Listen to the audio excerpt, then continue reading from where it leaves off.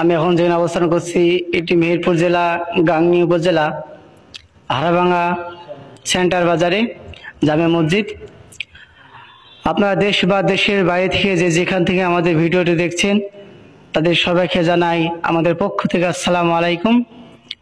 আজকে আপনাদের বিষয়ে একটি ব্যতিক্রম একটি টপিক নিয়ে কথা বলবো। আশা করি আপনারা ভিডিওটি শেষ পর্যন্ত দেখবেন। আমার পাশে দেখতে পাচ্ছেন যে একটি হুজুর সাহেব বসা আছে, তিনি অন্ধ, তিনি অন্ধ হওয়ার পরও কিন্তু তিনি হাফেজ, তিনি 30 পারা কোরআনের হাফেজ। দেখেন, মহান রব্বুল আলামিন আমাদের দুটা চোখ দিয়েছে, আমরা দেখতে পারি, তারপর আমরা কোরআন পড়তে পারি না, আমরা কোরআনে হাফেজ হতে পারি না। হাফেজ তো দূরে থাকলে আমরা কোরআনটাই শুদ্ধভাবে পড়তে পারি না। কিন্তু চাচা তিনি তো অন্ধ হওয়ার সত্ত্বেও তিনি 30টা পারা কোরআনের হাফেজ, 30 পারা। আল্লাহ তাআলা তাকে চোখ না দিলেও আল্লাহ তাআলা তাকে যে কোরআন পড়ার চোখ দিয়েছেন। আমরা তাকে অন্ধ বলবো, তিনি অন্ধ না, কারণ যদি অন্ধই হতো তাহলে তিনি 30 পারা কোরআনের হাফেজ জীবনে হতে পারতেন না। জাতির উদ্দেশ্যে আপনি কিছু বলেন।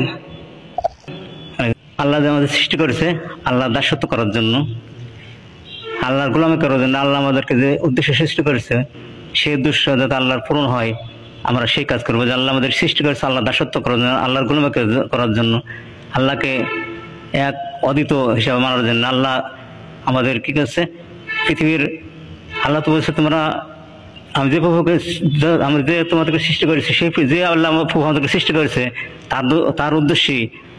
তার উদ্দেশ্যে আমাদের কি করবো, মানে আমরা আল্লাহকে আল্লাহর ইবাদত বন্ধ করবো। আল্লাহ আমাদের সৃষ্টি করেছে, আল্লাহ তোমরা একটা হাতে বসে নাসুবুদু রাব্বাকুমুল্লাযী খালাকাকুম ওয়াল্লাযীনা মিন ক্বাবলিকুম। আল্লাহ বলছে এই দুনিয়ার মানুষ, এই পৃথিবীর মানুষ তোমাদেরকে আমাকে একমাত্র তোমাদেরকে সৃষ্টি করেছে আমার দাসত্ব করার জন্য, আমার গোলামি করার জন্য। আল্লাহ বলছে কিন্তু লাআল্লাকুম তাত্তাকুন, যাতে করে তোমরা তাকওয়া অর্জন করতে পারো। আপনি অন্ধ হওয়ার সত্ত্বেও কিভাবে 30 পারা কোরআন আপনি আয়ত্ত করলেন? হ্যাঁ, আমি 30 পারা কোরআন আয়ত্ত করলাম। যখন এক মাদ্রাসা ভর্তি হই, হওয়ার পর আমি আমাদের যে শিক্ষক ছিল, যে হাফেজ সাহেব ছিল, তিনি 1 টাকার আয়াত বলতো আর আমি সেই আয়াত মুখস্থ করে নিতাম। 1 টাকার আয়াত বলতো, তারপরে সেই আয়াত মুখস্থ করতে করতে এইভাবে আমি 3 বছরে 30 পারা কোরআন মুখস্থ করেছি। তিনি অন্ধ হওয়ার সত্ত্বেও 30 পারা কোরআন তিনি 3 বছর কমপ্লিট করে ফেলেছে। আমাদের চোখ থাকা সত্ত্বেও আমরা 3 বছর পারি না, তারও আমাদের বেশি লাগে। আপনার ছেলে মেয়ে কয়জন এবং আপনার সংসার কিভাবে চলে? আমার ছেলে মেয়ে 3 জন, 2 জন মেয়ে 1 জন ছেলে।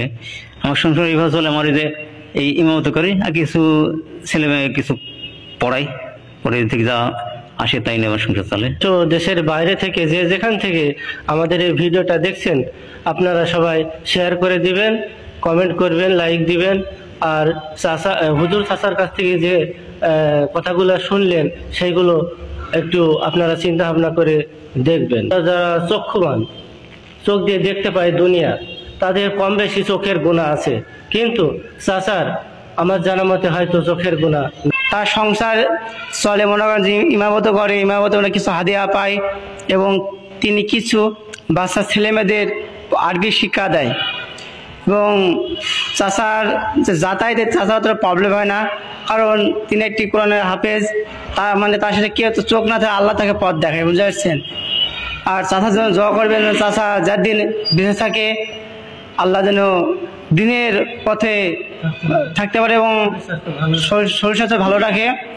চাচা যেন শরীর স্বাস্থ্য ভালো রাখে এবং আল্লাহ চাচার জন্য আল্লাহর খেদমত করতে পারে এবং আল্লাহর পথে বাকি জীবনটা কাটিয়ে দিতে পারে।